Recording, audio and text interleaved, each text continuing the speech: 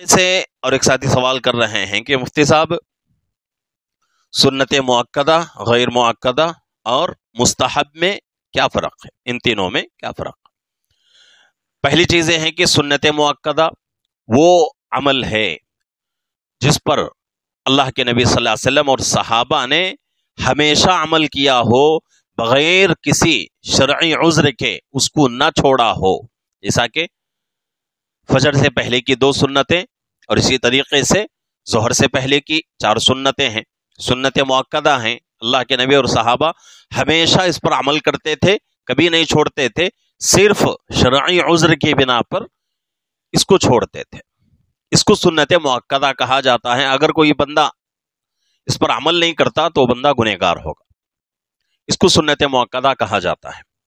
غیر مؤکدہ وہ سنت ہے جس پر اللہ کے نبی صلی اللہ علیہ وسلم اور صحابہ اکثر عمل کرتے تھے اور کبھی کبھی شرعی عذر کے بھی چھوڑتے تھے اور بغیر عذر کے بھی اس سنت کو چھوڑ دیتے تھے، جیسا کہ عصر سے پہلے کی 4 سنت ہے، عشاء کے پہلے کی 4 سنت ہے، غیر مؤکدہ ہے۔